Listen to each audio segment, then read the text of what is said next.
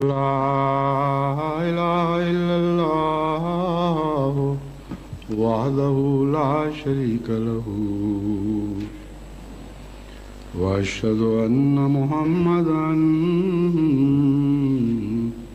عبده ورسوله أما بعد فأعوذ بالله من الشيطان الرجيم بسم الله الرحمن الرحيم الحمد لله رب العالمين الرحمن الرحيم مالك يوم الدين إياك نعبد وإياك نستعين اهدنا الصراط المستقيم صراط الذين أنعمت عليهم غير المغضوب عليهم ولا الضالين۔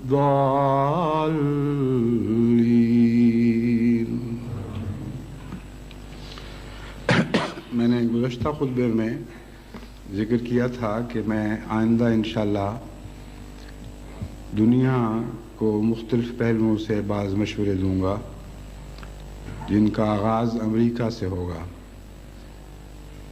امریکہ کو سب سے پہلا مشورہ تو میں یہ دیتا ہوں کہ وہ بیرونی نظر سے بھی اپنے آپ کو دیکھنے کی کوشش کرے۔ صدر بش اس وقت جس قسم کے ماحول میں گھرے ہوئے ہیں اور جیسی تعریفیں اپنے اقدامات کی سن رہے ہیں، ان کو ذہنی طور پر نفسیاتی لحاظ سے یہ ہوش ہی نہیں ہے کہ وہ اپنے اقدامات اور اپنی پالیسیوں کا بیرونی نظر سے بھی جائزہ لے کے دیکھیں کہ دنیا میں ان کی کیا تصویر بن رہی ہے۔ جہاں تک امریکہ کا اپنا خیال ہے، صدر بش کا اپنا خیال ہے، وہ سمجھتے ہیں کہ میں نے اب سب دنیا کو اپنی ایڑی کے پیچھے لگا لیا ہے، اور اس سے وہ شکاریوں کا محاورہ ہیل کرنا یاد آ جاتا ہے۔ جب بندوق کے شکاری کتوں کی مدد سے شکار کو نگلتے ہیں تو کتے کو ایڑی کے پیچھے لگانے کو ہیل کرنا کہتے ہیں۔ تو وہ سمجھتے ہیں کہ ہم نے انگلستان کو بھی ہیل کر لیا، دوسرے اتحادیوں کو بھی ہیل کر لیا، اور جس شکار پر نکلے ہیں ان ہیل ہوئے ساتھیوں کے بعد اور بھی کچھ جانور ہیں جو اس شوق میں اور اس امید پر ہمارے پیچھے لگے ہوئے ہیں کہ جب شکار ہوگا تو بچا کچا ہمیں بھی ملے گا۔ یہ تصور ہے صدر بش کا ان تمام اقدامات سے متعلق جو اب تک کویت کے نام پر عراق اور مسلمان دنیا کے خلاف کیے جا چکے ہیں۔ لیکن ایک اور پہلو سے دیکھیں تو یہ بھی کہا جا سکتا ہے، اور یقیناً یہ کہنا زیادہ درست ہے، کہ صدر بش سے زیادہ یا امریکہ سے زیادہ اسرائیل کو یہ حق ہے کہ یہ کہے کہ ہم نے سب دنیا کو ہیل کر لیا ہے، اور امریکہ بھی ہمارے پیچھے اسی طرح چل رہا ہے جس طرح شکاری کے ساتھ کتے اس کی ایڑی کے پیچھے چلتے ہیں، اور یہ تصویر زیادہ درست ہے، اور دنیا اسی نظر سے ان سارے حالات کا جائزہ لے رہی ہے۔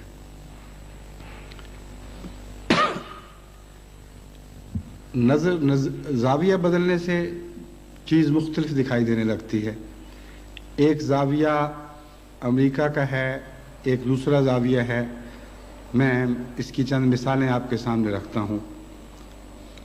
امریکہ اور اس کے اتحادیوں کا خیال یہ ہے کہ اسرائیل ان کے تیل کے اور دیگر مفادات کا محافظ ہے، اس لیے ہر قیمت پر ہمیں اسرائیل کو راضی رکھنا چاہیے، خواہ اس کے نتیجے میں ساری دنیا ناراض ہو۔ اس کے برعکس اسرائیل کا بھی ایک نظریہ ہے اور وہ نظریہ یہ ہے کہ اگر تمام ایشیا کی رائے عامہ ہمارے مخالف ہو جائے تو اس کے باوجود ہمیں ایک مغربی ملک کا ساتھ زیادہ پسند ہوگا. بس امریکہ یہ سمجھ رہا ہے اور امریکہ کے اتحادی کہ ان کو اسرائیل کی ضرورت ہے. واقعتاً اسرائیل کے نقطۂ نگاہ سے اسرائیل کو مغرب کی ضرورت ہے.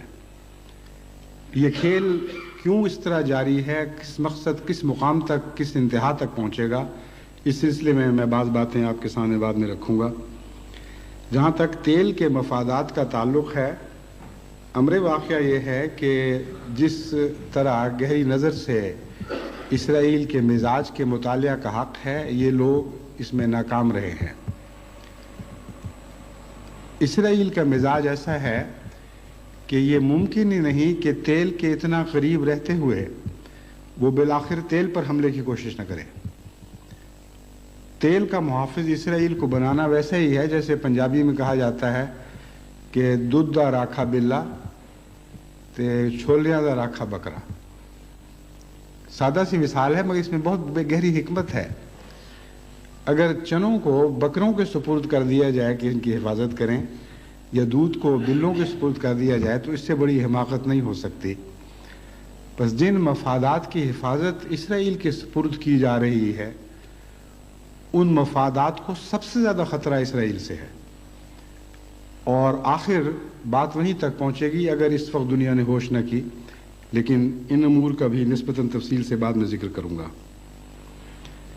اسرائیل ایک بات اور اپنے اتحادیوں، مغربی اتحادیوں خصوصاً امریکہ کے کان میں یہ پھونک رہا ہے کہ اس علاقے میں امن کے قیام کا صرف ایک ذریعہ ہے، ایک حل ہے، اور وہ یہ ہے کہ یہاں ناصروں اور صداموں کی پیداوار کو ختم کر دیا جائے. جب تک اس علاقے میں ناصر پیدا ہوتے رہیں گے اور صدام پیدا ہوتے رہیں گے، کبھی اس علاقے کو امن نصیب نہیں ہو سکتا. اس پیغام کا دوسرا مطلب یہ ہے کہ عرب کے زندہ رہنے کی اور آزادی کی روح کو کچل دیا جائے اور فلسطین کی حمایت کے تصور کو کچل دیا جائے. اور یہ وہ نظریہ ہے جس کو مغرب عملاً تسلیم کر چکا ہے، اور یہ نہیں دیکھتا کہ حقیقت میں یہ مظالم ناصروں اور صداموں کی پیداوار نہیں بلکہ وہ مظالم کی پیداوار ہے. ایک ناصر کو مٹانے کے لیے جو مظالم انہوں نے اس مصر پر اور دیگر مسلمان ممالک پر کیے تھے، آج صدام ان کی پیداوار ہے. اور نفرت کے نتیجے میں ہمیشہ نفرت اگتی ہے، اور کبھی نیم کے پھل کو میٹھے پھل نہیں لگا کرتے، نیم کے درخت کو میٹھے پھل نہیں لگا کرتے. بس بالکل الٹ قصہ ہے. جب تک آپ عربوں سے ناانصافی کرتے رہیں گے، عربوں پر مظالم توڑتے رہیں گے، ایک کے بعد دوسرا ناصر اور ایک کے بعد دوسرا صدام پیدا ہوتا رہے گا، اور یہ تقدیر الہی ہے جس کا رخ آپ نہیں بدل سکتے. آپ نے عراق پر اب تک جو بمباری کی ہے وہ اتنی ہولناک اور اتنی خوفناک ہے کہ جنگ عظیم کی بمباریاں اس کے سامنے کوئی حیثیت نہیں رکھتی. جنگ عظیم میں 6 سالوں میں تمام دنیا میں جتنے بم برسائے گئے وہ 27 لاکھ ٹن تھے، اور صرف عراق پر ایک مہینے سے کچھ زائد 5 ہفتوں میں جتنے بم گرائے گئے ہیں وہ 1.5 لاکھ ٹن ہیں. اس سے آپ اندازہ کر سکتے ہیں کہ کتنی شدت کے ساتھ یہاں مظالم کی بوچھاڑ کی جا رہی ہے. انسانی فطرت کو سمجھنے کی کوشش نہیں کرتے. یہ بم صدامیت کو مٹا نہیں رہے بلکہ لاکھوں نوجوانوں کے دل میں، خواہ وہ عرب ہوں یا غیر عرب مسلمان ہوں، مزید صدام پیدا کرنے کی تمنا پیدا کر رہے ہیں. بہت سی ایسی نوجوان نسلیں ہیں جو آج ان حالات کو دیکھ رہی ہیں اور ان کے رد عمل میں ان کے دل فیصلے کر چکے ہیں کہ ہم نے کل کیا کرنا ہے. بس بموں کی بوچھاڑ سے یہ اگر میٹھے پھلوں کی توقع رکھیں تو اس سے بڑی جہالت ہو نہیں سکتی. نفرتیں ہمیشہ نفرتوں کو پیدا کرتی ہیں. نفرت کی وجہ کیا ہے؟ جب تک وہاں نہیں پہنچیں گے کون سی نفرتیں ہیں جنہوں نے ناصر اور صدام پیدا کیے، جب تک ان کا کھوج نہیں لگائیں گے اور ان کی بیخ کرنے کی کوشش نہیں کریں گے اس علاقے کو امن نصیب نہیں ہو سکتا.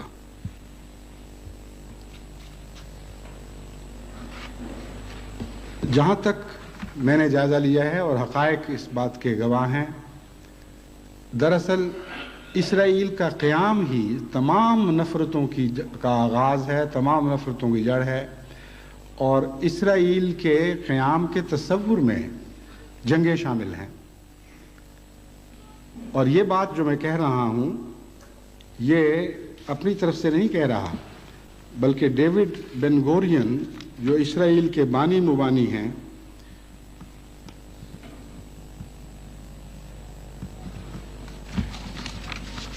ان کا یہ دعویٰ ہے. میں اس کا اقتباس پڑھ کے سناتا ہوں. میکنگ آف اسرائیل میں صفحہ 55 پر جیمز کیمرون لکھتے ہیں، فار بن گورین the word state had now no meaning other than an instrument of war. اسرائیل کے حصول کے بعد بن گورین کے تصور میں اب ریاست کے کوئی اور معنی نہیں رہے سوائے جنگ کے.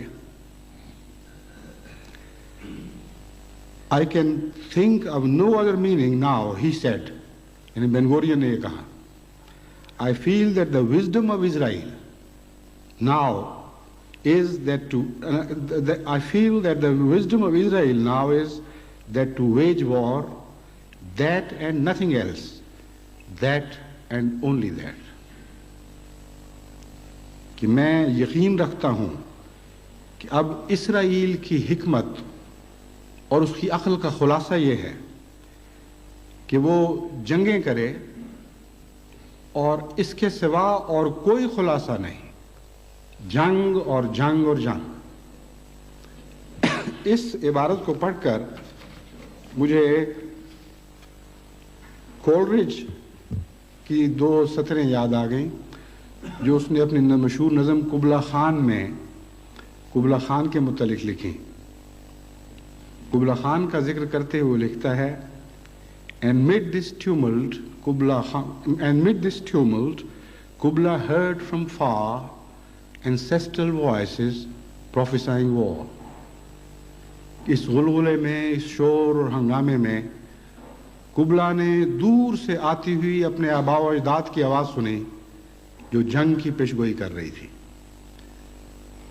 قبلہ نے وہ آواز سنی یا نہیں سنی، لیکن ڈیوڈ بن گورین نے یقیناً زائن ہل سے اٹھ بلند ہوتی ہوئی یہ آواز سنی ہے کہ اے اسرائیل، آج کے بعد تمہارے قیام کا مقصد صرف ایک ہے اور صرف ایک ہے اور صرف ایک ہے کہ جنگیں کرتے چلے جاؤ، تمام دنیا کو جنگ میں جھونکتے چلے جاؤ.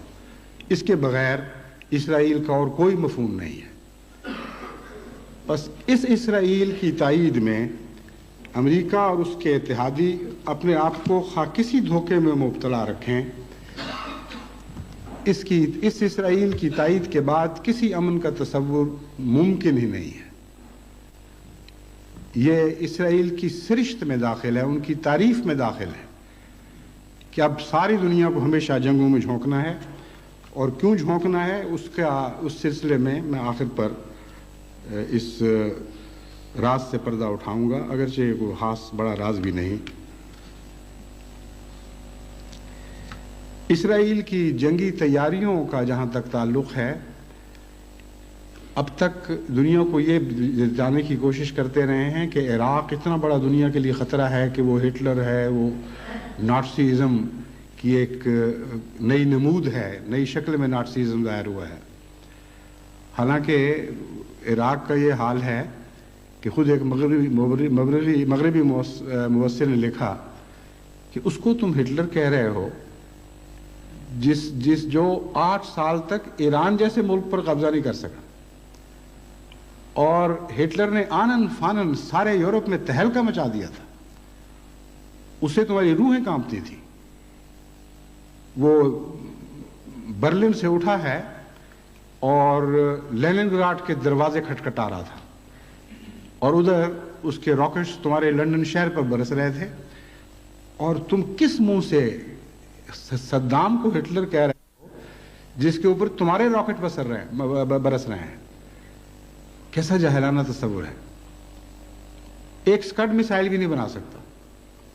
गिन रहे हैं कि कितनी रह गई हैं बाकी, और जो पैबंद उस पर लगाया था ताकि उसकी रेंज बढ़ जाए, वो ऐसा बेहुदा सा बना हुआ है बेचारा, जिस तरह हमारे लोहारे तरखाने काम होते हैं, कि उस पर ये गिरे हुए पर मजाक उड़ा रहे थे कि ये तो हाल है इराक का, हमसे जंग की बातें करता है, स्कड मिसाइल में एक थोड़े से टुकड़े का इजाफा भी नहीं कर सकता सही तरीके पे। ये हिटलर है। और इसराइल के एक जर्नैल ने यह दावा किया, बल्कि ये कहते हैं कई जर्नैल ये दावे कर चुके हैं, Israeli generals have often boasted that they could take on all the Arab armies at the same time and still destroy them. And the chief of staff has even claimed that he could defeat the armed forces of the Soviet Union. Dispossessed, The Ordeal of the Palestinians, page 224, by David Gilmour. David Gilmore अपनी इस किताब में लिखता है कि Israeli Jarnail बारहा ये दावे कर चुके हैं कि अगर तमाम अरब की मुत्तहिदा क़ुव्वत से भी हम टकराएं और बैक वक्त टकराएं तो हम उन तमाम को पारा पारा कर सकते हैं। और अरब मुत्तहिदा क़ुव्वत की क्या हैसियत है, अगर सोवियत यूनियन भी हमसे टक्कर ले तो हमें ताकत है कि हम सोवियत यूनियन को शिकस्त दे दें। बस एक ख्याली फर्जी हिटलर को डिस्ट्रॉय करने के लिए, तबाह करने के लिए, एक हकीकी हिटलर को ये पाल रहे हैं। और कैसे अंधे हैं, कैसे बसीरत से आरी लोग हैं कि इनको ये पता नहीं कि हिटलर के नाम पर, और हिटलर का ये नाम सद्दाम को और फ़लस्तीनियों को खुद इजराइलियों ने दिया हुआ है। हिटलर के नाम पर ये हिटलर पाल रहे हैं। और अभी आइंदा अगर ये समझे नहीं तो इनकी तारीख, आने वाली तारीख बताएगी कि इसराइल के क्या इरादे हैं और इनके साथ खुद इसराइल क्या सलूक करने वाला है।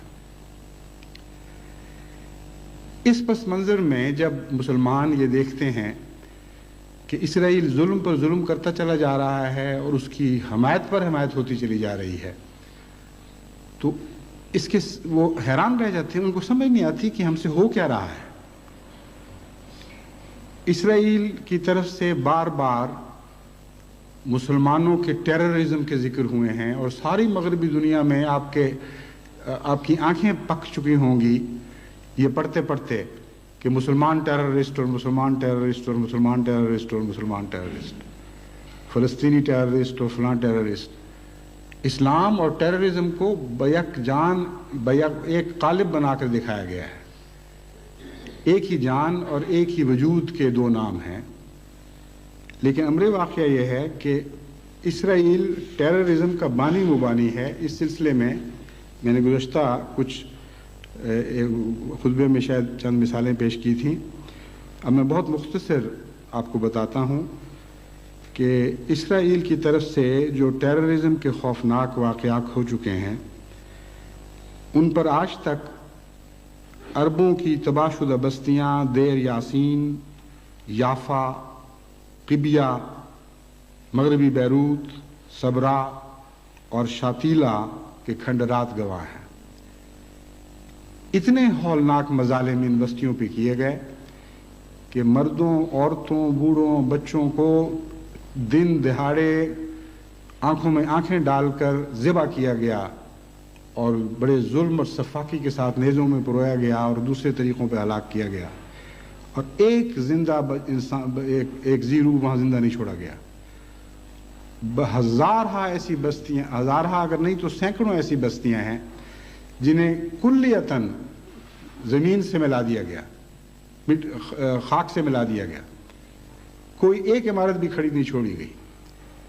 صرف 77 کے ایک حملے کے دوران 2.5 لاکھ فلسطینی بے گھر کیے گئے، اور یہ سارے امور ایسے ہیں جن کے متعلق مغرب خاموش ہے اور آنکھیں بند کر کیے ہوئے ہے۔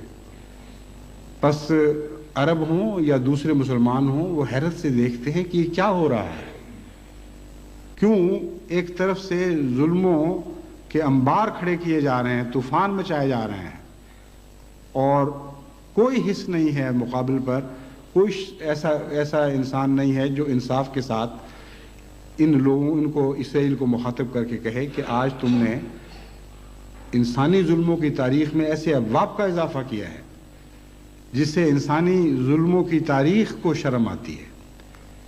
لیکن ان سب ظلموں سے چشم پوشی ہوتی چلی جا رہی ہے۔ اس کی بہت سی مثالیں ساتھ ہیں، لیکن وقت کی رعایت سے میں ان کو پڑھ نہیں سکتا، اگر وقت ہوا تو بعد میں چھپ جائیں گی۔ وحشت و بربریت کی تاریخ میں اسرائیل کی طرف سے جو سیاہ ترین باب ہے، اس کا اضافہ 1982 میں ہوا۔ لبنان پر حملے کا ایک انہوں نے منصوبہ بنایا جس کا نام رکھا تھا آپریشن پیس فار گیلیلی، یعنی گیلیلی کی بستی کے لیے امن کے تحفظ کا منصوبہ۔ اس ضمن میں ڈیوڈ گلمور اپنی کتاب ڈسپوزیسڈ میں جو نقشہ کھینچتے ہیں، اس کا خلاصہ یہ ہے کہ اسرائیل نے یہ جو منصوبہ بنایا گیلیلی سے متعلق، امر واقعہ یہ ہے کہ اس منصوبے کا لیے انہوں یہ بہانہ پیش کرتے ہیں کہ ہم نے اپنے تحفظ کے لیے لبنان کے جنوب سے فلسطینیوں کے حملے کی روک تھام کی خاطر اور ان کے مسلسل حملوں سے تنگ آ کر یہ منصوبہ بنایا۔ مصنف لکھتا ہے کہ حقیقت یہ ہے کہ اس 6 جون سے لے کر 6 جون نہیں، یہ میں تاریخ بتاتا ہوں آپ کو،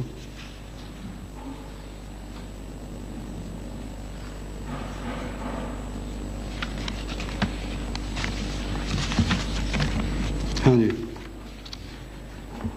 جولائی 1981 میں فلسطینیوں کا اور اسرائیلیوں کا ایک امن کا معاہدہ ہوا۔ گلمور لکھتا ہے کہ جولائی 1981 سے لے کر مئی 1982 تک، جب اسرائیل نے حملہ کیا ہے لبنان پر، اس وقت تک فلسطینیوں سے اس معاہدے کی ایک بھی خلاف ورزی نہیں ہوئی۔ اس تمام عرصے میں کسی فلسطینی نے اسرائیل پر لبنان سے کوئی حملہ نہیں کیا۔ دوسرا وہ کہتا ہے کہ گلیل کو کبھی بھی لبنان کی طرف سے کوئی خطرہ درپیش نہیں ہوا۔ تیسرا وہ یہ کہتا ہے کہ 1982 سے بہت پہلے، اور ثابت کرتا ہے ان کے حوالوں سے، یہ منصوبہ تیار تھا، اس لیے بعد میں جو فرضی بہانے گھڑ رہے ہیں ان کی اس لحاظ سے بھی کوئی حقیقت نہیں کہ ان بہانوں کی جو تاریخیں ہیں ان سے بہت پہلے ثابت شدہ حقیقت ہے کہ یہ منصوبہ بنا چکے تھے۔ چنانچہ وہ لکھتا ہے کہ جولائی 81 سے مئی 82 تک بیروت پر بمباری شروع کی، 1982 میں جب کہ بیروت پر بمباری شروع کی گئی تو وہ بمباری اتنی خوفناک تھی کہ دن رات ان کی توپیں بیروت سے باہر مسلسل ان پر گورے برسا رہی تھیں، اور سمندر سے ان کے جہاز जिन पर बहुत ही खौफनाक तोपें थीं, उन तोपों से इन पर आग बरसा रहे थे। दिन रात मुसलसल मकानों पर मकान मुनज़्ज़म होते चले जा रहे थे और लोग मरते चले जा रहे थे, और कोई शख्स नहीं था, कोई आवाज़ नहीं थी दुनिया में जो इन मजलूम फ़लस्तीनियों के हक़ में उठती हो। मगरिब भी खामोश था, और बदकिस्मती की इंतहा ये है कि ख़ुद अरब भी खामोश थे, और उस वक्त तक इसराइल का इस कदर रोब पैदा हो चुका था और इसके टेरर से इतने खौफज़दा थे कि किसी अरब मुल्क ने इसके ख़िलाफ़ आवाज़ नहीं उठाई। और बमबारी के नतीजे में 14,000 आदमी वहाँ मरे और 20,000 से ज़ायद ज़ख्मी हुए और लातादाद इंसान बेघर हो गए। ये इस 1982 की बमबारी का खुलासा बाज़ अखबारों ने शाया किया है। आपने शायद सुना होगा कि इससे जंग अजीम के आखिर पर जब जर्मनों ने V2 के ज़रिए इंग्लैंड पर और बेल्जियम पर V2 रॉकेट छोड़े थे और उसके ज़रिए बमबारी की थी, तो इस दौर को उस जंग का सबसे ज़्यादा हौलनाक और दर्दनाक दौर बयान किया जाता है। इंग्लिस्तान की तरफ से बार बार मुख्तलिफ वक्तों में, मुख्तलिफ सालों में टेलीविज़न्स पर और दूसरे प्रोपेगेंडे के ज़रिए V2 की इस बमबारी का तज़किरे चलते रहते हैं और इसे भूलने नहीं दिया जाता। लेकिन आप हैरान होंगे कि उस V2 की बमबारी के नतीजे में सारे इंग्लिस्तान और सारे बेल्जियम में कुल 7,500 अमवात हुई थी, और सिर्फ बेरूत में इस बमबारी के नतीजे में 14,000 अमवात हो चुकी थी। ये सारे टेरर के वाक़यात हैं जो किसी खाते में शुमार नहीं होते, और कोई मगरबी ताकत इनका नोटिस नहीं लेती और इसराइल के ख़िलाफ़ इस बारे में कोई आवाज़ बुलंद नहीं करती। जहाँ तक इसराइल के वादों का ताल्लुक़ है, ये कहा जाता है कि अगर तुम इसराइल से सुलह कर लो तो इसराइल से तुम्हें कोई ख़तरा नहीं। ये सब झूठ है, और इतना बड़ा झूठ है कि उसकी मिसाल दुनिया में दिखाई नहीं देती। मैं आदादो शुमार से ये बात साबित करता हूँ कि इसराइल के वादों का इतना भी एतबार नहीं जितना दुनिया के सारे झूठों के मिलकर किए हुए वादों का एतबार किया जा सकता है। अमरे वाक़या यह है कि 1967 की जो जंग अरबों पर ठोंसी गई, यानी वो जाहिराना जंग जिसके नतीजे में अरबों का एक बहुत वसी इलाका इसराइल ने हथिया लिया, उस जंग से पहले इसराइल ने यह ऐलान किया था कि हम अरबों की ज़मीन का 1 फुट कब्ज़ा करने का भी इरादा नहीं रखते, और सारी मगरबी ताकतों को यकीन दिला दिया था कि हमारी नीयत ही नहीं है कब्ज़ा करने की, हम तो सिर्फ फ़लस्तीनियों को ज़रा मज़ा चखाने के लिए ऐसा कर रहे हैं कि अगर तुम हम पर हमलों से बाज ना आए और तुम्हारे हमायती इसी तरह जुर्रत करते रहे तो हम इस किस्म की सज़ा देंगे। ये मकसद है सिर्फ। चुनाचे इन्होंने लिखा कि मैं हवाला इसका बताता हूँ, लेवी एशकोल हैं जिन्होंने 1967 की जंग से पहले इसराइल की तरफ से ऐलान किया था कि इसराइल द प्राइम मिनिस्टर थे, कहते हैं Israel said the Prime Minister had no intention of annexing even 1 foot of Arab territory। 1 foot भी अरब टेरिटरी का हम नहीं लेना चाहते। ये इसराइल के प्राइम मिनिस्टर का ऐलान था। उस जंग के बाद आज तक जितना रकबा अरबों का इन्होंने अपने कब्जे में किया है, अगर उसको फुटों में बयान करें तो वो 73 ट्रिलियन फुट बनते हैं। बिलियंस की बातें तो आप सुन चुके हैं। 1000 मिलियन का 1 बिलियन बनता है, 1000 बिलियन का 1 ट्रिलियन बनता है। तो 1 फुट के बदले ये 73 ट्रिलियन यानी 73,000 बिलियन अरब फीट पर काबिज हो चुके हैं।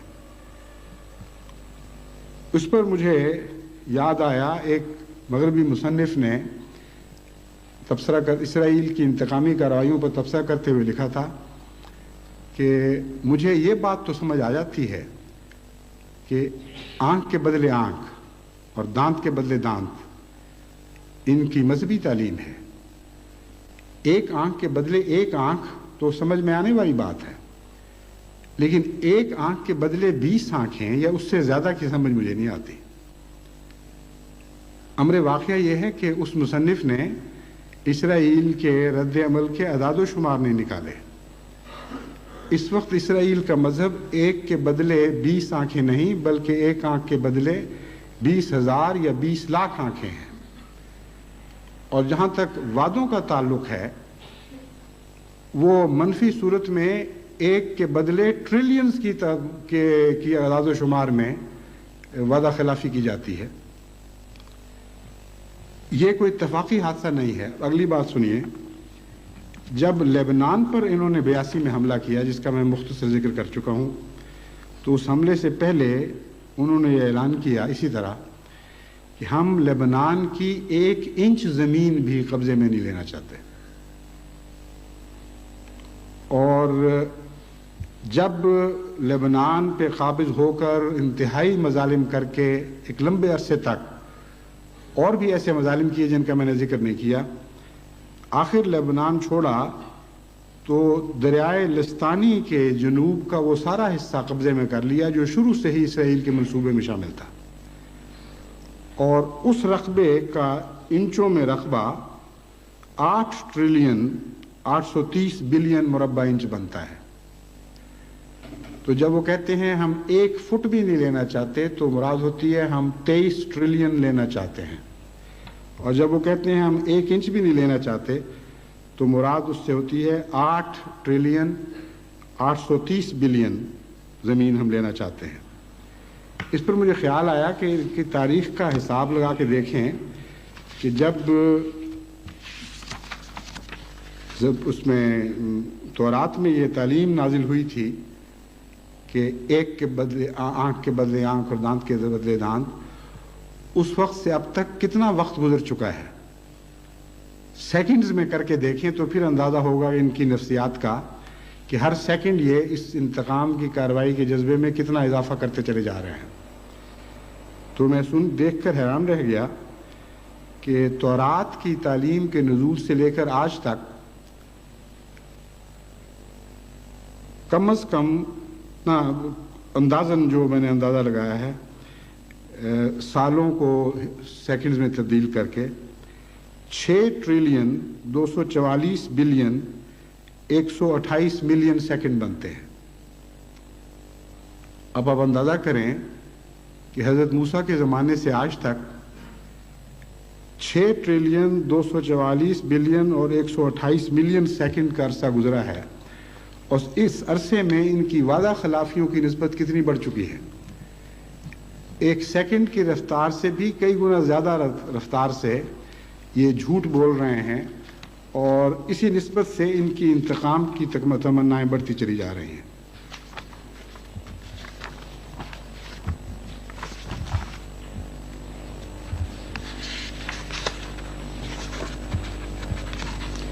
لبنان کے اوپر جو ظلم و ستم کی بارش برسائی گئی، اس کے متعلق صرف ایک اقتباس میں ایک مغربی مبصر کا آپ کے سامنے رکھنا چاہتا ہوں. وہاں اس وقت کینیڈین ایمبیسڈر تھیوڈور آرکھنڈ تھے. انہوں نے اس بمباری پر تبصرہ کرتے ہوئے لکھا کہ اس بمباری کو دیکھ کر 1944 کی برلن کی بمباری یوں معلوم ہوتا تھا جیسے ایک ٹی پارٹی ہو رہی ہو. یعنی اگر بمباری یہ ہے تو برلن پر جو نہایت خوفناک بمباری کی گئی تھی 1944 میں، وہ اس کے مقابلے پر ایک ٹی پارٹی کی حیثیت رکھتی تھی.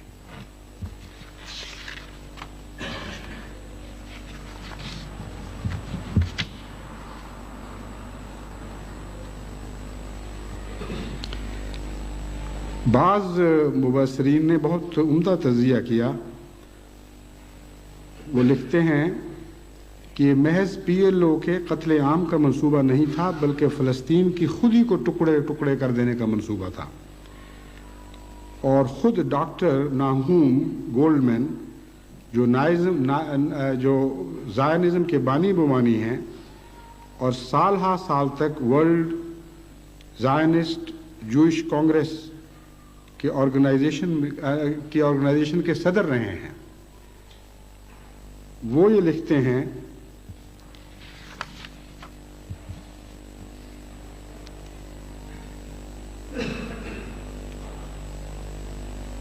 The apparent aim is to liquidate the Palestinian people.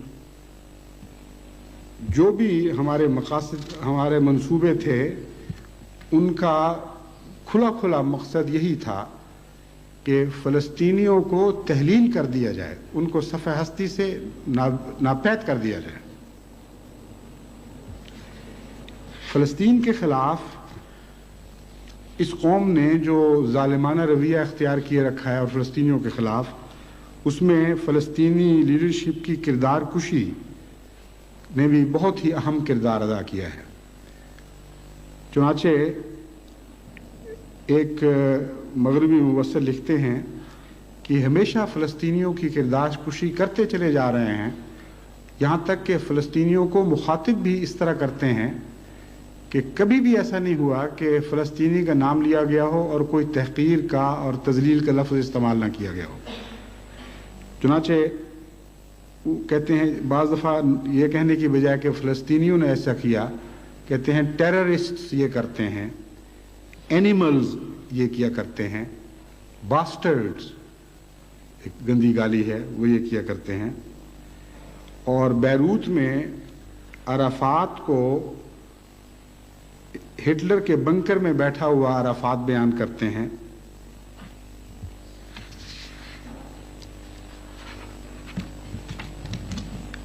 کچھ عرصہ پہلے تک یہ فلسطینیوں سے نفرت کی وجہ یہ بیان کیا کرتے تھے کہ فلسطینی ہمارے وجود کو تسلیم نہیں کرتے تو ہم ان کے وجود کو کیوں تسلیم کریں، ہم کس سے بات کریں، ان سے بات کریں جو کہتے ہیں کہ تمہیں سمندر میں پھینک دیا جائے. لمبے عرصے کی کوششوں اور ناکامیوں کے بعد آخر یاسر عرفات نے ان کا یہ عذر دور کرنے کی کوشش کی اور یونائٹڈ نیشنز کے اس اجلاس میں جس میں یاسر عرفات کو بلایا گیا، انہوں نے کھلم کھلا تمام قوموں کے سامنے یہ اقرار کیا کہ میں تمام فلسطینی آزادی کی تحریک کی طرف سے یہ اعلان کرتا ہوں کہ ہم اسرائیل کے وجود کو تسلیم کرتے ہیں اور اس کے زندہ رہنے کے حق کو تسلیم کرتے ہیں. جب یہ اعلان کر دیا گیا تو اس کے چند دن کے بعد اسرائیل کی طرف سے اس کے جواب میں یہ اعلان ہوا، Palestine no longer existed and therefore there was no point in it having liberation movement. The only useful thing the PLO could do, said the spokesman of Israeli Foreign Ministry, was to disappear. انہوں نے اعلان کیا کہ اسرائیل کے فلسطین کے وجود کا معنی ہی کوئی نہیں، یہ ختم ہو چکا ہے، اس کی کوئی حیثیت نہیں ہے. اور ان کے وزارت خارجہ نے یہ اعلان کیا کہ اس کے جو یاسر عرفات نے ہمیں تسلیم کیا ہے، اس کے جواب میں ہمارا رد عمل یہ ہے اور ہمارا فلسطینیوں کو مشورہ یہ ہے کہ وہ تحلیل ہو جائیں، وہ ختم ہو جائیں، کل عدم ہو جائیں، ان کو زندہ رہنے کا کوئی حق نہیں ہے. یہ وہ قوم ہے جس کے ظلم و استبداد سے آنکھیں بند کر کے کمزور مظلوم فلسطینیوں کو مسلسل نہایت ظالمانہ پروپیگنڈے کا نشانہ بنایا گیا ہے. ان کی ساری زمینیں چھین لی گئی ہیں، ان کو ملک بدر کر دیا گیا ہے، ان پر آئے دن انتہائی ظالمانہ کارروائیاں کی جاتی ہیں، قتل عام کیا جاتا ہے، مکان بستیوں کی بستیاں منہدم کر دی جاتی ہیں اور وہ در بدر پھر رہے ہیں اور ان کا کوئی وطن نہیں رہا. 40 لاکھ فلسطینی دنیا میں در بدر پھر رہا ہے اور ان کے وطن میں یہود کا پودا لگا کر اور اس کے پاؤں جما کر ان کی تعداد میں دن بدن اضافہ کیا جاتا رہا ہے اور کیا جا رہا ہے۔ ان ساری کوششوں کے باوجود آج بھی فلسطین میں کل 25 لاکھ یہودی ہیں اور ابھی تک 15 لاکھ فلسطینی وہاں موجود ہیں، اور اس تعداد میں دن بدن اضافہ ہوتا چلا جا رہا ہے، اور آئندہ ان کے منصوبوں میں یہ بات داخل ہے کہ جب مغربی کنارے کو ہم یہودیوں سے بھر لیں گے تو پھر مزید جگہ کے مطالبے شروع کریں گے۔ بس پہلے یہ مکان بڑھاتے ہیں، پھر آبادی بڑھاتے ہیں، پھر مکان بڑھاتے ہیں، پھر آبادی بڑھاتے ہیں، یہ ان کا طریق ہے۔ اور وہ فلسطینی جو اس سرزمین پر سینکڑوں سال سے قابض تھے، وہیں پیدا ہوئے، وہیں کی مٹی میں پلے اور بنے اور بڑے ہوئے، ان فلسطین کو وہاں رہنے کا کوئی حق نہیں، کہتے ہیں تمہارا کوئی ملک نہیں، تمہارا کوئی وجود نہیں، ہم تمہیں تسلیم نہیں کرتے۔ سوال یہ ہے کہ ان سب باتوں کو دیکھتے ہوئے امریکہ کس برتے پر، کس خیال سے، کس حکمت عملی کے نتیجے میں یہودیوں سے اپنے معاشرے کو قائم رکھے ہوئے ہے، اور اس طرح جس طرح ہمارے محاورے میں سانڈ چھوڑنا کہتے ہیں، اربوں کی کھیتوں میں ایک سانڈ چھوڑا ہوا ہے۔ عام کھیتوں میں جو سانڈ چھوڑے جاتے ہیں وہ تو سبزیاں کھاتے ہیں، یہ ایک ایسا سانڈ ہے جو خون پی کر پلتا ہے اور گوشت کھا کر بڑھتا ہے، اور کوئی اس کو روکنے والا نہیں۔ ایک ریزولوشن کی باتیں آپ نے بہت سنی ہیں کہ عراق جب تک اس ریزولوشن پر عمل نہ کرے ہم عراق کو مارتے چلے جائیں گے اور برباد کرتے چلے جائیں گے، اور اس کو کویت سے نکالنے کے باوجود بھی اس وقت تک ہم اس کا پیچھا نہیں چھوڑیں گے جب تک کہ یہ امکان نہ مٹ جائے، یہ احتمال ہمیشہ کے لیے نہ مٹ جائے کہ 20 سال تک کبھی عراق کی سرزمین سے کوئی شخص سر اٹھا سکے۔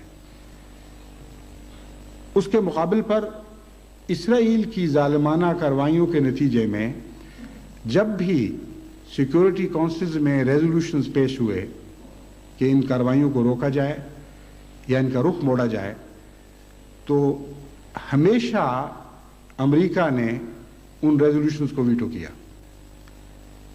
27 مرتبہ ایسا ہو چکا ہے کہ یونائٹڈ نیشنز سیکورٹی کونسلز میں اسرائیل کو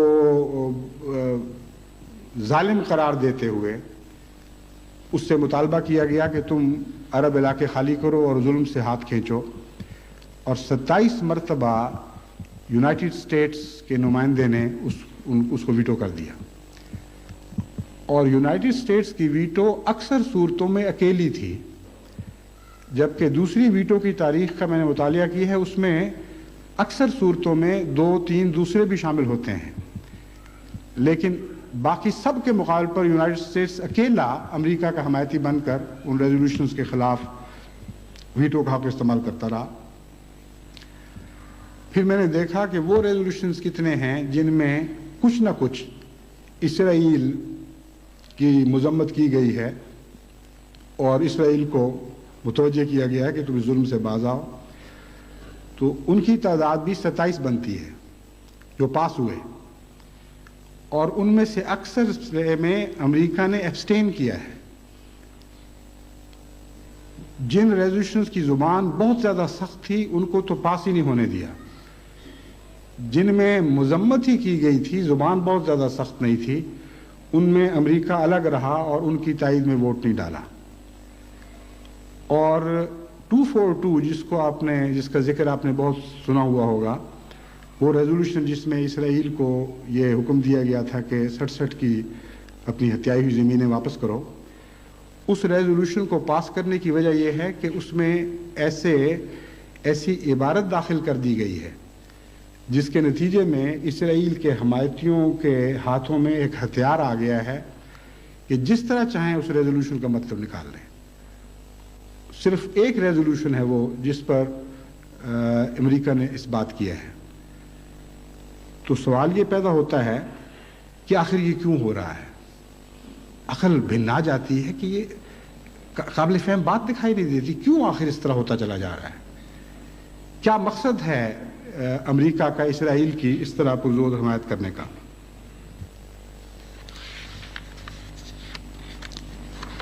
ان جو اقتباسات، جو ریزولوشنز اسرائیل کے خلاف مذمت کے سیکورٹی کونسل میں پاس ہوتے رہے، ان کے مطالعے سے ایک اور دلچسپ بات میرے سامنے یہ آئی کہ ان ریزولوشنز کے رویے میں اور عراق کے خلاف ریزولوشن کے رویے میں زمین آسمان کا ایک فرق ہے.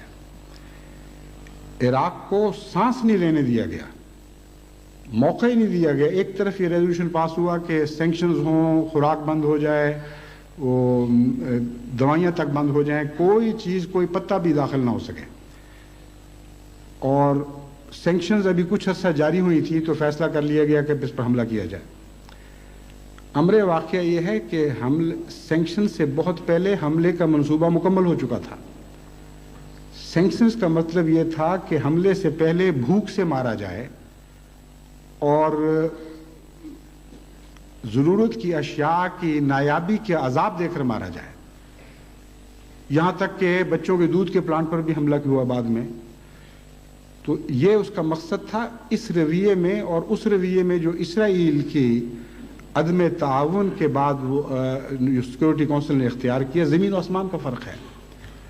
ان کے ریزولوشنز کی زبان یہ بنتی ہے کہ دیکھو اسرائیل، ہم نے تمہیں کہا تھا فلاں فلاں وقت بھی کہ تم عرب علاقہ واپس کر دو، اور تم اب تک اس میں جمع ہوئے ہو. ہم اس کو نہایت ہی غصے کی نظر سے دیکھ رہے ہیں، ہم یہ بات پسند نہیں کرتے. پھر ریزولوشن پاس ہوتا ہے کہ اے اسرائیل، ہم نے تمہیں کہا نہیں تھا کہ ہم برا منائیں گے اور ہم برا منا رہے ہیں. پھر ایک ریزولوشن پاس ہوتا ہے کہ ہم نے پہلے بھی 2 دفعہ بتایا تھا کہ ہم بہت برا منا رہے ہیں، ہم پھر بتاتے ہیں کہ ہم بہت برا منائیں گے. پھر ریزولوشن پاس ہوتا ہے کہ دیکھو ہم بہت برا منا رہے ہیں اور ہم مجبور ہوں گے ایسے اقدامات کرنے پر جس سے تم پر ثابت ہو جائے کہ ہم بہت برا منا رہے ہیں. اور پھر ریزولوشن پاس ہوتا ہے کہ جس طرح ہم نے کہا تھا ہم اب مجبور ہو گئے ہیں یہ تمہیں بتانے پر کہ ہم بہت ہی برا منا رہے ہیں. اس کے سوا کوئی ریزولوشن پاس نہیں ہوا. بالکل ویسے ہی ہے جیسے ہمارے ہاں جب وہ یو پی کے متعلق یہ لطیفہ ہے کہ وہ لوگ ذرا لڑائی سے گھبراتے ہیں تو یو پی آئٹ کو جب کوئی مارے اور طاقتور ہو تو اس کو کہتا ہے اب کی مار، اب مار کے دیکھو. وہ دوبارہ مارتے تو کہتے ہیں اب کی مار، پھر دوبارہ مارتے تو کہتے ہیں اب کی مار. چنانچہ یہ لطیفہ تو شاید فرضی ہوگا، یو پی کے بڑے بڑے بہادر لوگ ہیں، جیالے ہیں، بڑے بڑے مقابلے کیے ہیں انہوں نے دشمنوں سے، مگر یہ لطیفہ یونائٹڈ نیشنز کے حق میں ضرور صادق آتا ہے. ہر دفعہ اسرائیل مار پر مار دیتا چلا گیا ہے اور کھلم کھلا بغاوت کے رنگ میں کہتا رہا ہے تمہارے ریزولوشنز کی حیثیت کیا ہے، ردی کا کاغذ ہے، میں پھاڑ کر ردی کی ٹوکری میں پھینک دوں گا، میں پاؤں تلے رون دوں گا. اور ہر دفعہ یونائٹڈ نیشنز کہتی ہے اب کی مار، اب اگر تم نے ایسا کیا تو ہم بہت ہی برا منائیں گے. اب سوال یہ ہے کہ یہ کیوں یہ پاگل پن ہو رہا ہے؟ کوئی حد ہوتی ہے. ناقابل فہم باتیں ہیں، یقین نہیں آ سکتا کہ دنیا میں یہ کچھ ہو سکتا ہے، لیکن ہو رہا ہے. اس یونائٹڈ نیشنز کا فائدہ کیا ہے؟ میں تو یہ سوچتا ہوں، اور عرب اور مسلمان ممالک کو اگر وہ ہوش مند ہیں اور باقی دنیا کو بھی سوچنا چاہیے کہ اس یونائٹڈ نیشنز کا کیا فائدہ ہے جو عملاً صرف ان بڑی قوموں کے مفاد میں فیصلے کرتی ہے جو بڑی قومیں یونائٹڈ نیشنز پر قابض ہو چکی ہیں. اور یونائٹڈ نیشن کا دستور جن کو یہ طاقت دیتا ہے کہ جب چاہیں کسی کے خلاف ظلم کریں، اور ساری دنیا کی قوموں کو یہ طاقت نہ ہو کہ اس ظلم کے خلاف آواز ہی بلند کر سکے. اگر وہ آواز بلند کرنے کی کوشش کریں تو اس کو ویٹو کر دیا جائے، اور اپنے کسی چیلے سے جس طرح چاہے کسی پر ظلم کروا لیں. کسی دنیا کی طاقت نہ ہو کہ وہ اس کے خلاف آواز بلند کرے، اور کلیتاً دنیا کی تقدیر ان کے ہاتھ میں ہو. یونائٹڈ نیشنز کی یہ کیفیت ہے. جب عربوں کے متعلق फैसले करने हों या मुसलमानों के मुतल्लिक, तो इंतहाई ज़ालिमाना फैसले किए जाए, उनके खिलाफ फैसले करने हों, और जब उनके हक़ की बात हो तो सवाए चंद आवाज़ें निकालने की और उसकी कोई भी हैसियत नहीं। हमारे बचपन में मुझे मुर्गियाँ पालने का शौक़ था। मैंने देखा है कि बाज़ मुर्गियाँ ऐसी भी होती हैं कि बीठें पालने वाले की सेंध में करती हैं और अंडे दूसरे के सेंध में जाके देती हैं।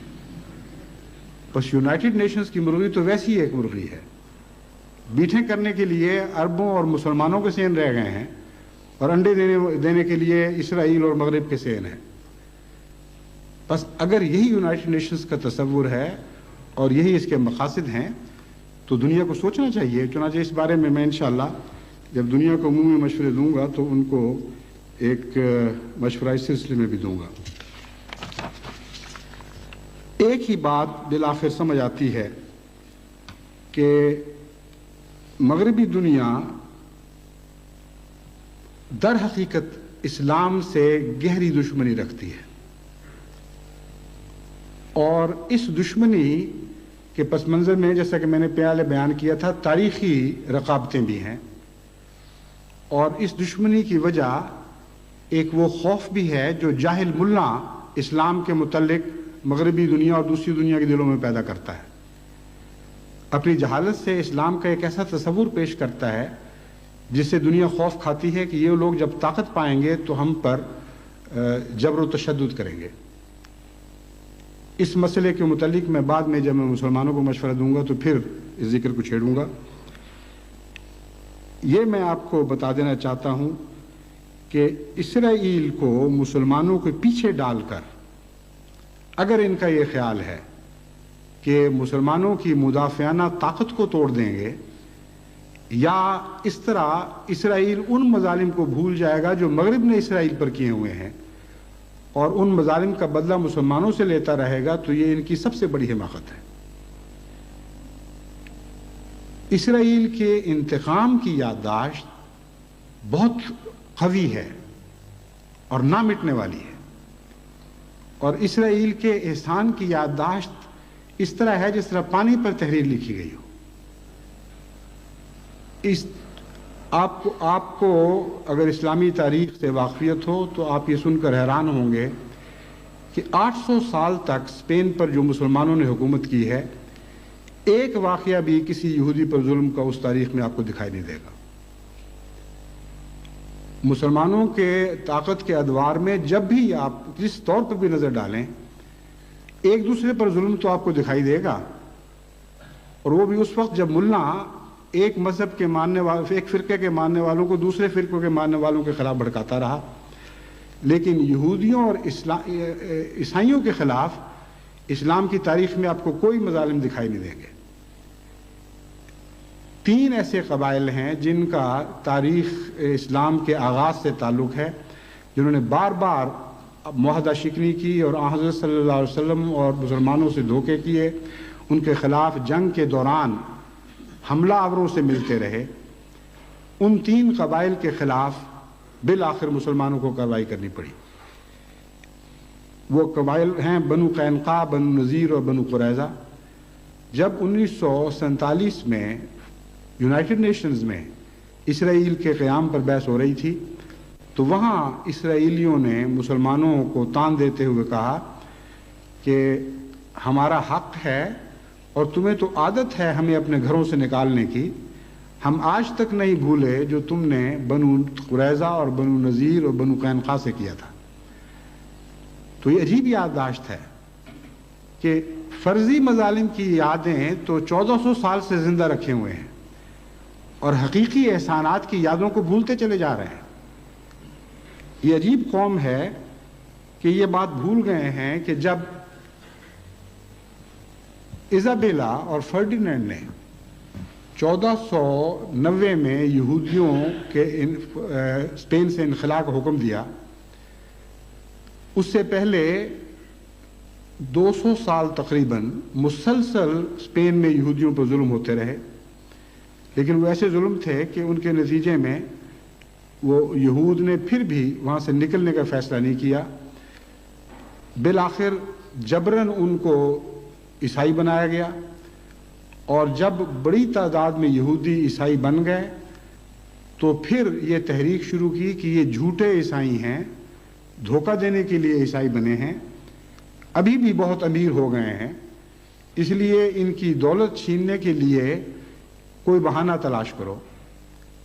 چنانچہ ایزابیلا کو اور فرڈینینڈ کو اس وقت کے عیسائی پادریوں نے بار بار یہ تحریک کی اور لالچ دلائی کہ اس قوم کا ایک ہی علاج ہے کہ ان کی عیسائیت پر اعتماد نہ کیا جائے اور ہمیں انکویزیشن کی اجازت دی جائے۔ انکویزیشن سے مراد ہے وہ ٹارچر کرنے کے ذرائع جو عیسائی دنیا اپنے مخالفوں کے خلاف استعمال کرتی تھی، اور نہایت ہی دردناک مظالم ان ذرائع سے غیر عیسائیوں پر کیے جاتے تھے اور ان عیسائیوں پر کیے جاتے تھے جن کے دین پر شک ہو۔ چنانچہ ایک لمبے عرصے تک یہ بحث جاری رہی۔ ایزابیلا چونکہ پوپ سے ناراض تھی، سکسٹس سیکنڈ تھا غالباً اس وقت، اس سے کسی وجہ سے ناراض تھی، وہ اس کی مرضی کے کوارڈینل مقرر نہیں کرتا تھا، اس لیے اس نے اجازت نہیں دی کہ پوپ کی مقرر کردہ کوئی کمیٹی انکویزیشن کے کام اسپین میں کرے۔ بالآخر فرڈینینڈ کو عیسائی پادریوں نے یہ لالچ دی کہ اگر تم اس کی اجازت دے دو تو یہود کے جتنے اموال چھینے جائیں گے یہ ہم تمہارے قبضے میں دیں گے، ہمیں صرف ظلموں کی اجازت دو، اموال تمہارے۔ چنانچہ 1480 میں انکویزیشن شروع ہوئی۔ انکویزیشن کی تاریخ حقیقتاً اتنی دردناک ہے کہ شاید ہی کبھی انسانی تاریخ میں ایسے دردناک مظالم کی آپ کو مثال نظر آتی ہو جیسے اس زمانے میں یہودیوں پر عیسائیوں کی طرف سے کیے گئے۔ اس کے باوجود دل نہیں بھرا تو 1492 میں ان کے انخلاء کا حکم جاری کر دیا گیا۔ آپ کو یاد ہوگا کہ 1247 سے 1252 تک بلیک ڈیتھ کے زمانے میں یورپ میں پہلے ہی یہود پر مظالم کیے جا رہے تھے اور فرانس میں سب سے زیادہ مظالم کیے گئے۔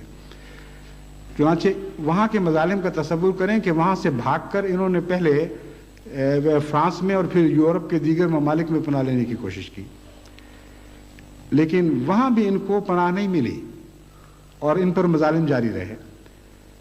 پناہ اگر ملی تو فلسطین کی اسلامی حکومت نے دی ہے، یہ ایک تاریخی واقعہ ہے،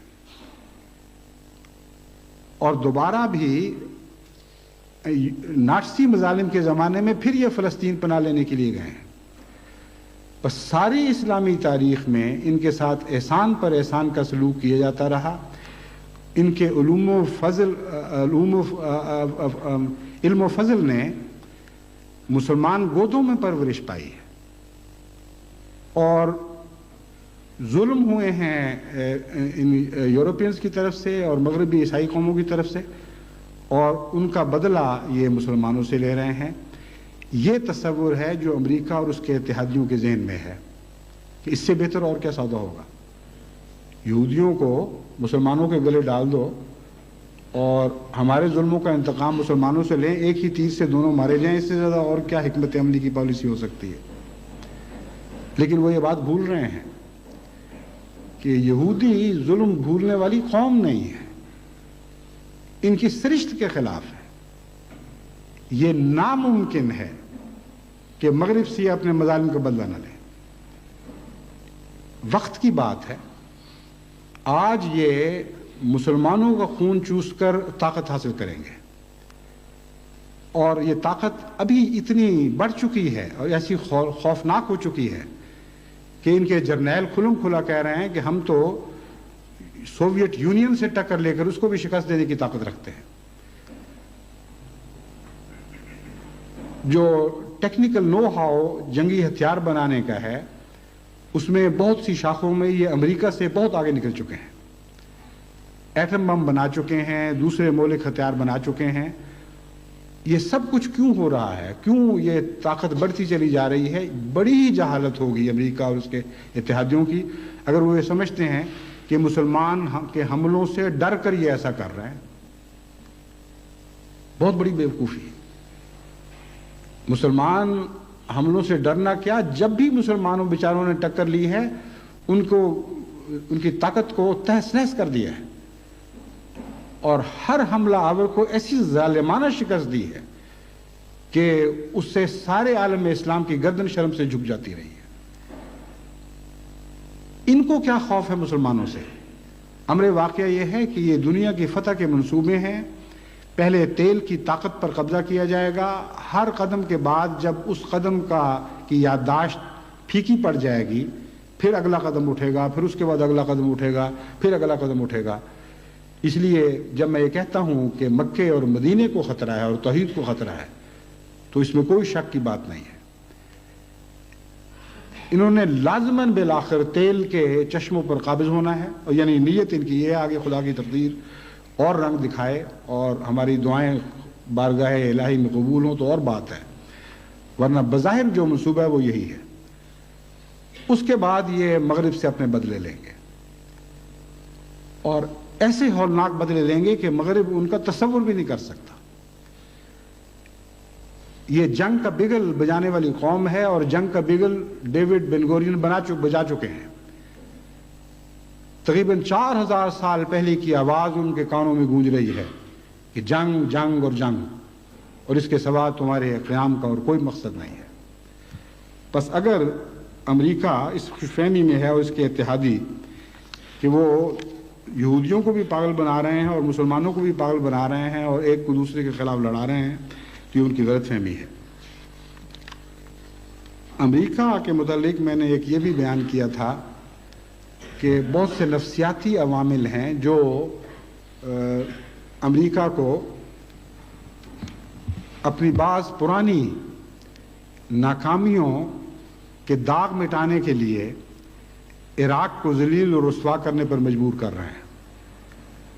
اس سلسلے میں نے ویتنام کا ذکر کیا تھا، اور ویتنام کے متعلق میں خلاصتاً اب آپ کو بتاتا ہوں کہ وہاں امریکہ کی خودی کو کس طرح توڑا گیا ہے اور کس طرح دنیا کی سب سے عظیم طاقت کے تکبر کو پارا پارا کیا گیا ہے۔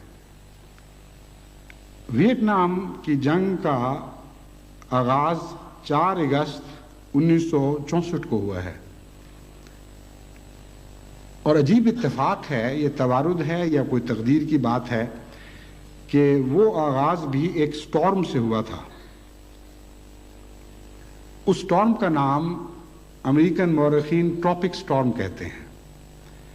واقعہ یہ ہوا کہ 2 امریکن جہاز جب شمالی ویتنام اور جنوبی ویتنام کی جنگ جاری تھی اور اشتراکی ویتنامیز جنوبی غیر اشتراکی حکومت کا تختہ الٹنے کی کوشش کر رہے تھے، تو امریکہ کو بہانے کی تلاش تھی کہ کس طرح اس ملک میں دخل دے کر جنوبی ویتنام کی حمایت میں شمالی ویتنام کو شکست دی جائے۔ چنانچہ ان کا ایک جہاز جس کا نام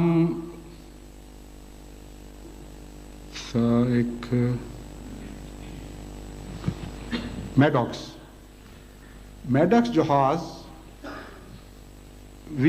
شمالی ویتنام کے سمندر کے اس حصے میں داخل ہو گیا جو در حقیقت ان کی اپنی حدود کا علاقہ تھا، جن پر ان کی بالادستی ہوتی ہے۔ اس پر انہوں نے کچھ پیٹرول بوٹس بھیجی تاکہ وہ اس جہاز پر حملہ کرے، اور انہوں نے حملے کی کوشش بھی کی، مگر جہاز اس سے ان کو ڈسٹرائے کر کے ان کے حملے سے نکل کر باہر چلا گیا، اور باہر ان کا ایک ساتھی ڈسٹرائر جس کا نام ٹرنر جوائے تھا، اس کو لے کر دوسرے یا تیسرے دن واپس آ گیا۔ ان کا خیال تھا کہ اب جب ہم پہ دوبارہ حملہ کریں گے تو ہمیں بہانہ ہاتھ آ جائے گا، لیکن اتفاق ایسا ہوا کہ ٹراپک سٹارم آ گیا، اور ٹراپک سٹارم بھی جس طرح ڈیزرٹ سٹارم ہوتے ہیں بہت ہی خطرناک چیز ہے۔ اس کے متعلق لکھتے ہیں کہ ان کی ساری الیکٹرانک ایکوپمنٹس ہے وائر ہو گئیں، پاگل ہو گئی، ان کو پتہ نہیں لگتا تھا کہ کیا ہو رہا ہے۔ چنانچہ وہ کہتے یہ ہیں کہ انہوں نے واقعتاً یہ سمجھا کہ ان پر حملہ ہو گیا ہے۔ اب جہلوں والی بات ہے کہ طوفان آ رہا ہے، دکھائی دے رہا ہے، اور اس سے یہ کس طرح سمجھ لیا کہ حملہ ہو گیا ہے؟ یعنی ویتنام نے وہ طوفان چلایا تھا. بہرحال بہانے جب تلاش کرنے ہو تو اس طرح کی بیوقوفوں والے بہانے تلاش کیے جاتے ہیں کہ انہوں نے کہا حملہ ہو گیا، انہوں نے دھڑا دھڑ بمباری شروع کر دی ویتنام کے علاقے پر، اور پھر اس بات پر قائم رہ گئے کہ چونکہ حملہ انہوں نے کیا تھا، اس کے جوابی کارروائی کی ہے، اس پر بڑی شدت کے ساتھ ویتنام پر حملہ کیا گیا، ہوائی حملہ بھی کیا گیا. اور ایک سال کے اندر اندر، یعنی وہ سال 1964 کا جو ہے وہ ختم ہونے سے پہلے پہلے 2 لاکھ امریکی سپاہی ویتنام کی سرزمین میں پہنچا دیے گئے تھے. بمباری کا اور 1967 میں یہ تعداد بڑھ کر 5,40,000 بن چکی تھی. بمباری کا عالم یہ تھا کہ 8.5 سال تک مسلسل دن رات ویتنام پر بمباری کی گئی ہے، اور ویتنام پر کل بمباری 25 لاکھ ٹن کی گئی ہے. یعنی تمام دنیا میں جنگ عظیم کے 6 سال میں یورپ اور ایشیا اور دوسری دنیا میں، جہاں افریقہ وغیرہ میں جتنی بمباری ہوئی ہے، تقریباً اتنی ہی بمباری صرف ایک ویتنام پر اس 8.5 سال میں کی گئی، جو فلوریڈا ریاست کے برابر ہے بمشکل.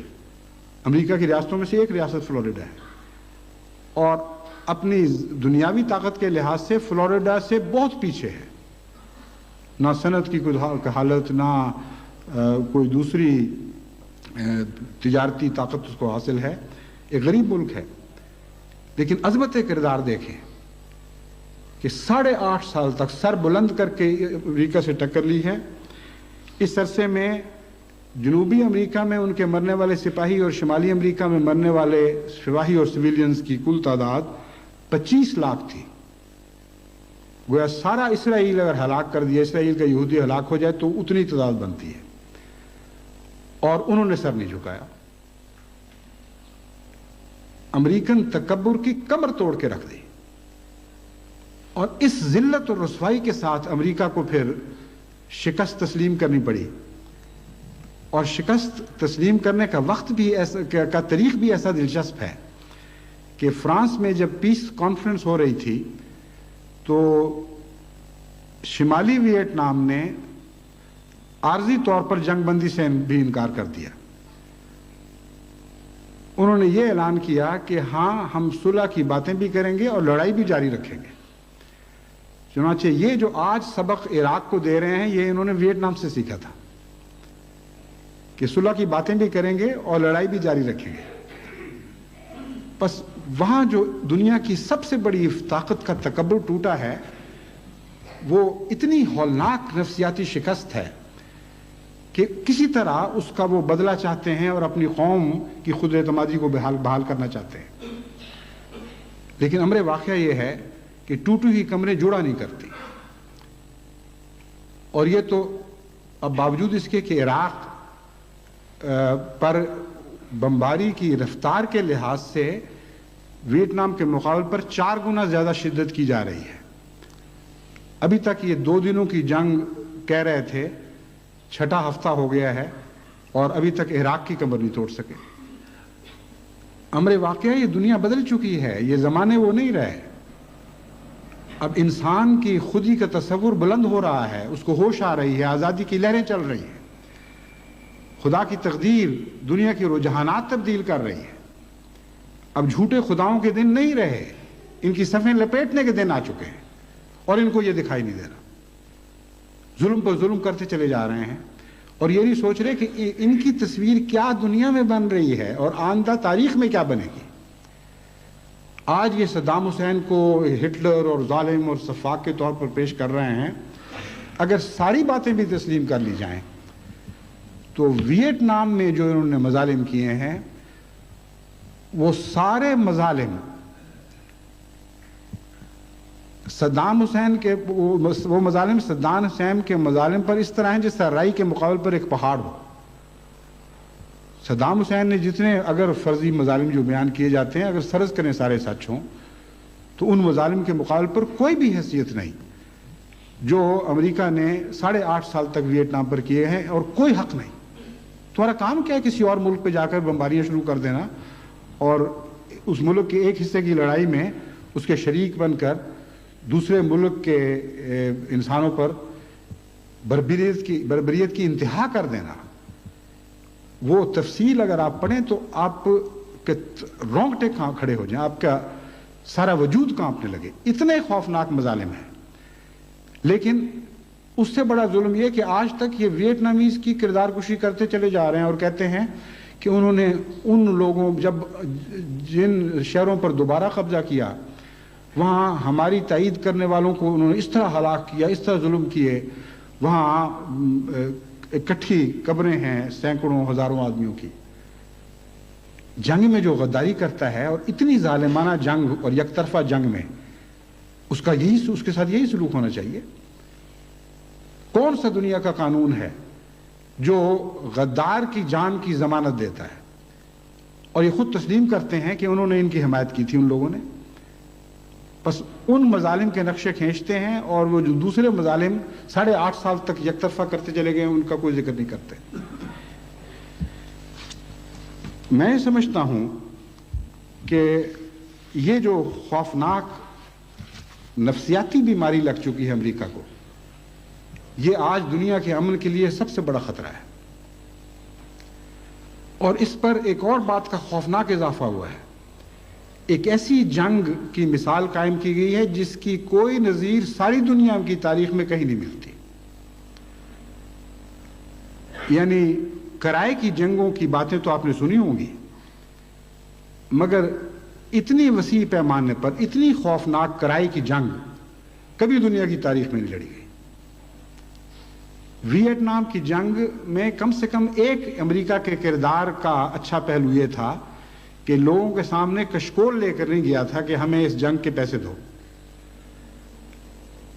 120 بلین 8.5 سال تک ظلم برسانے کا خرچ امریکہ نے خود برداشت کیا ہے۔ 120 بلین بہت بڑی تعداد، بڑی رقم ہے۔ لیکن موجودہ جنگ ساری کی ساری مانگے کے پیسوں سے لڑی جا رہی ہے۔ اب ایسی جنگ کی مثال اگر اس دنیا میں قائم کر دی جائے کہ تم کسی سے پیسے لے کر لڑو تو دنیا کے امن کو پھر کیا ضمانت باقی رہے گی؟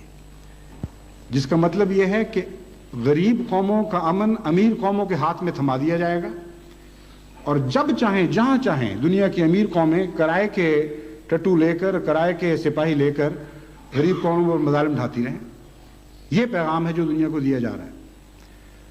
اور مزید ایک اور ایسی ہرس اس جنگ کے ساتھ شامل ہے کہ جب اس کی نتیجے ظاہر ہوں گے رفتہ رفتہ تو آپ حیران ہوں گے کہ کس طرح یورپ کی دوسری قوموں میں بھی اس سے تحریک پیدا ہوگی کہ اگر جنگ کا ہی مطلب ہے تو کیوں نہ ہم بھی ہاتھ رنگ لیں۔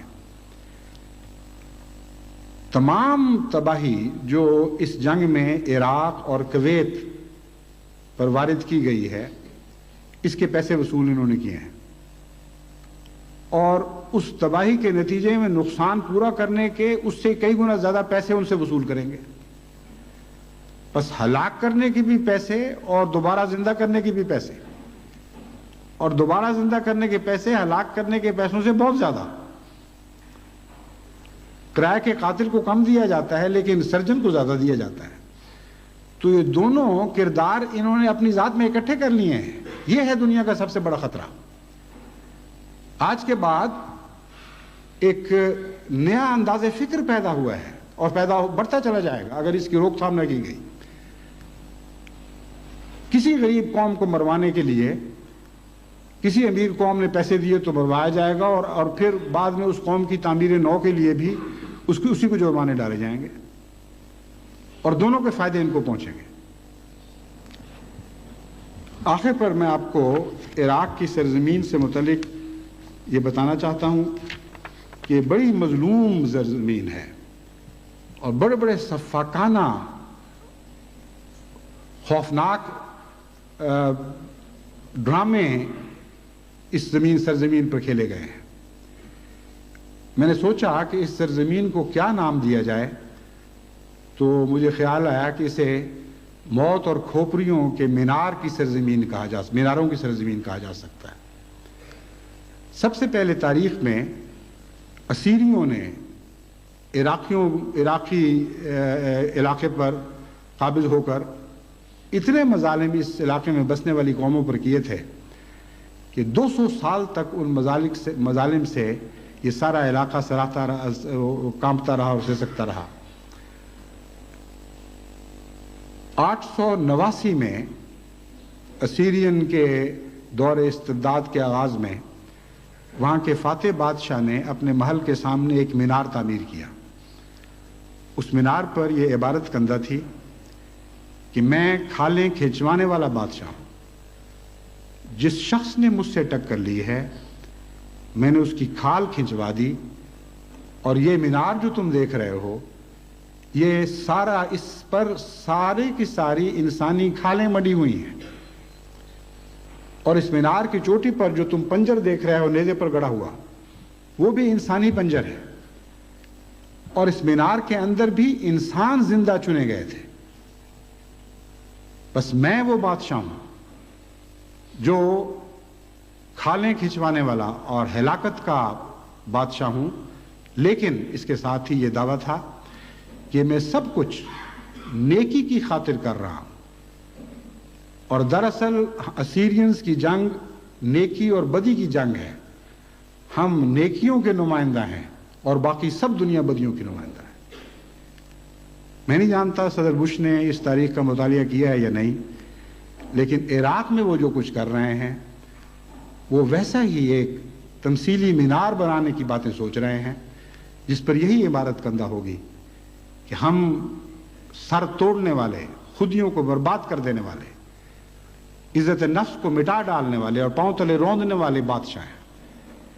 جس شخص نے ہمارے خلاف کوئی آواز بلند کی اور سر اٹھانے کی جرت کی، ہم اس کی کمر توڑیں گے اور اس کی کھوپڑیوں سے ویسے ہی مینار بلند کریں گے جیسا عراق کی تاریخ میں اس سے پہلے بلند ہوتے رہے۔ اس کے بعد دوسرا مینار جو عراق میں بنایا گیا وہ 1258 میں ہلاکو خان نے واقعتاً کھوپڑیوں سے بنایا، اور پھر تیسرا مینار 1401 میں تیمور لنگ نے بغداد میں کھڑا کیا، اور وہ بھی انسانی کھوپڑیوں سے بنایا گیا تھا۔ بس یہ کیسی مظلوم سرزمین ہے جہاں ایک دفعہ نہیں، 2 دفعہ نہیں، 3 دفعہ پہلے اس سے بھی انسانی لاشوں اور جلدوں اور کھوپڑیوں سے مینار تعمیر کیے گئے ہیں، تاکہ کسی جابر کو کے سامنے دنیا کو سر تسلیم خم کرنے پر مجبور کر دیا جائے۔ بس آج جو کچھ عراق میں ہو رہا ہے یہ انہی باتوں کا اعادہ ہے۔ میں نہیں جانتا کہ آئندہ کیا ہوگا، میں نہیں جانتا کہ خدا کی تقدیر کب ان کا سر، اس تکبر کا سر توڑنے کا فیصلہ کرے گی، لیکن یہ میں جانتا ہوں کہ لازماً خدا کی تقدیر اس تکبر کا سر توڑے گی۔ لیکن یہ بات میں امریکہ کو یقین دلاتا ہوں کہ وہ کمر جو ویتنام میں تمہاری توڑی گئی تھی، عراق کے مظالم کے نتیجے میں یہ کمر اب جوڑ نہیں سکتی۔ بظاہر تم نے وہاں بھی ایک کھوپڑیوں کا مینار بلند کرنے کی کوشش کی تھی، مگر 25 لاکھ ٹن بارود سے جتنی زمین کھودی جا سکتی ہے، جتنے گہرے کنویں کھودے جا سکتے ہیں، اتنے گہرے قعر مذلت میں ہمیشہ کے لیے تمہارا نام دفن ہو چکا ہے۔ آئندہ تاریخ میں یہ باتیں زیادہ اجاگر ہوتی چلی جائیں گی۔ یہ مظالم کے داغ جو تمہارے چہرے پر لگے ہیں، آج تمہارے روب کی وجہ سے اور تمہارے ظلم و ستم کے دبدبے کے نتیجے میں، یہ نمایاں کر کے دنیا کو دکھانے کے لیے کسی کے پاس طاقت ہو یا نہ ہو، مگر تاریخ بالآخر وقت کے ساتھ ساتھ ان کو زیادہ نمایاں کرتی چلی جائے گی، یہ سیاہیاں زیادہ گہری ہوتی چلی جائیں گی۔ بس دوسری نظر سے بھی تو اپنے آپ کو دیکھو، باہر تمہاری کیا تصویر بن رہی ہے اور آئندہ تمہاری کیا تصویریں بننے والی ہیں، اور جن مقاصد کو لے کر تم اٹھے ہو ان کے بالکل برعکس کاروائیاں کر رہے ہو۔ امن کی بجائے ہمیشہ کے لیے دنیا کو جنگ میں جھونکنے کے فیصلے کر چکے ہو۔ لیکن اگر امریکہ ان باتوں کو سمجھنے پر آمادہ نہیں، جیسا کہ بظاہر یہی معلوم ہوتا ہے، اس وقت اپنے تکبر کے نشے میں اتنی بلند پروازی ہے کہ اپنے ہی بنائے ہوئے فرضی ظلموں کی مینار کی چوٹیوں پر بیٹھے ہوئے دنیا کا ملاحظہ کر رہے ہیں، تو پھر آئندہ کیا ہوگا اور خدا کی تقدیر ان کو کیا دکھائے گی، اس کے متعلق میں انشاءاللہ آئندہ خطبے میں کچھ بیان کروں گا، اور یہود کو بھی مشورہ دوں گا اور مسلمانوں کو بھی اور باقی دنیا کو بھی۔ آج کا وقت انسانی تاریخ، جدید تاریخ میں انتہائی نازک وقت ہے۔ ابھی وقت ہے کہ ہم اس ظلم و استبداد کے دھارے کا رخ موڑ سکتے ہیں۔ ابھی اتنا زیادہ معاملہ ہاتھ سے نہیں نکلا، اور میں یقین رکھتا ہوں کہ اگر ان مشوروں کو قبول کر لیا گیا جو میں قرآنی تعلیم کے نتیجے میں اس کی مطابقت میں دنیا کے سامنے پیش کرتا ہوں، تو انشاءاللہ اس ظلم کے دھارے کا رخ ہم پھیرنے، واپس موڑنے میں کامیاب ہو جائیں گے۔ لیکن ہماری کوئی حیثیت نہیں ہے۔ امر واقعہ یہ ہے کہ ہماری حیثیت صرف عاجز دعا گو بندوں کی حیثیت ہے، اور ہماری دعائیں لازماً وہ کام کر سکتی ہیں جو ہماری ظاہری کوششیں بظاہر نہیں کر سکتی۔ بظاہر کیا، فی الحقیقت بھی نہیں کر سکتی۔ ہماری کوششوں کی کوئی حیثیت نہیں ہے۔ اتنی بھی حیثیت نہیں ہے کہ ہم جو امریکہ کو ایسے الفاظ میں مخاطب کر رہے ہیں، اس سے ان کے وجود کا ایک بال بھی اس سے کانپے یا ہلے یا اس میں جنبش محسوس ہو۔ اس کے باوجود میں جانتا ہوں اور آپ جانتے ہیں کہ یہ مقدر ہے۔ یہ دنیا کے آخر پر اگر دنیا کی تاریخ کا رخ موڑنا ہے تو مسیح موعود علیہ الصلوۃ والسلام کی جماعت کی دعاؤں نے موڑنا ہے، اور محمد رسول اللہ صلی اللہ علیہ وسلم کے عشاق کی دعاؤں نے موڑنا ہے، اور خدا کے عاجز بندوں کی پگھلی ہوئی دعاؤں نے موڑنا ہے۔ خطبہ الہامیہ میں حضرت مسیح موعود علیہ الصلوۃ والسلام یہ لکھتے ہیں کہ یہ مقدر تھا اور ہے اور ایسا ضرور ہوگا۔ آپ فرماتے ہیں جب مسیح کی روح آستانہ الوہیت میں پگھلے گی اور راتوں کو اس کے سینے سے دردناک آوازیں اٹھیں گی، تو خدا کی قسم دنیا کی بڑی بڑی طاقتیں اس طرح پگھلنے لگیں گی جیسے برف پگھلتی ہے دھوپ میں، اور اس طرح ان طاقتوں کے ہلاک ہونے کے دن آئیں گے اور ان کے تکبر کے ٹوٹنے کے دن آئیں گے۔ مسیح موعود علیہ الصلوۃ والسلام تو آج نہیں، لیکن مسیح موعود علیہ الصلوۃ والسلام کی روح جماعت احمدیہ میں زندہ ہے۔ بس اے مسیح موعود کی روح کو اپنے سینوں میں لیے ہوئے احمدیوں، خدا کے حضور راتوں کو اٹھو اور اس طرح پگھلو، اور دردناک کرہ کے ساتھ، دردناک چیخوں اور سسکیوں کے ساتھ خدا کے حضور گریہ وزاری کرو، اور یقین رکھو کہ جب تمہاری روحیں خدا کے آستانے پر پگھلیں گی تو دنیا کی بڑی بڑی طاقتوں کے پگھلنے کے دن آ جائیں گے، اور یہ وہ تقدیر ہے جس سے کوئی دنیا کی طاقت تبدیل نہیں کر سکتی۔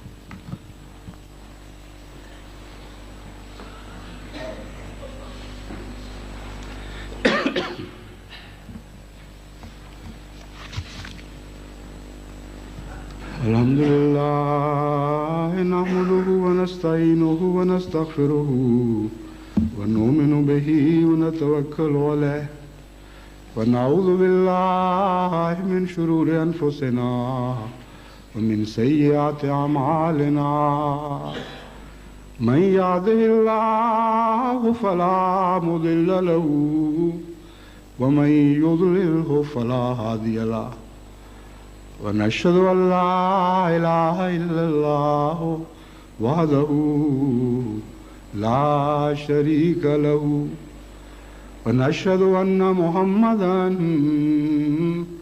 عبده ورسوله۔ حضرت مولوی جلال الدین شاہ شمس رضی اللہ تعالیٰ عنہ کے بڑے صاحبزادے ڈاکٹر صلاح الدین صاحب کچھ عرصہ پہلے امریکہ میں عارضہ قلب سے وفات پا گئے۔ بہت ہی مخلص اور فدائی انسان تھے۔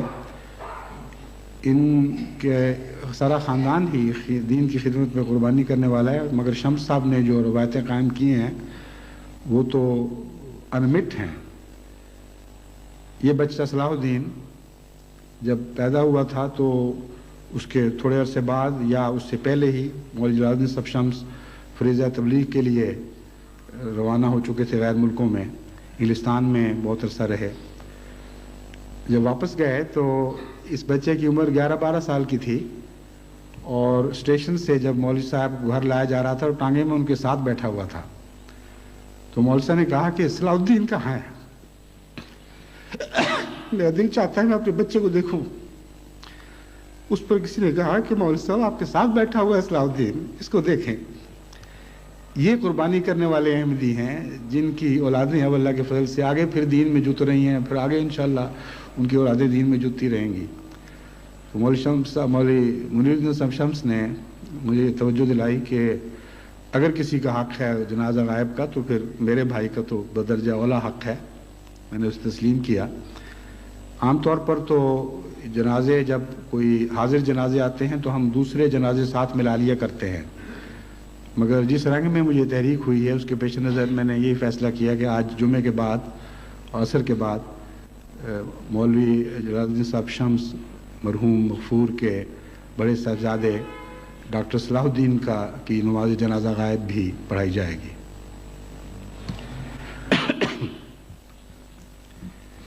इबादल्लाह रहमकुमुल्लाह,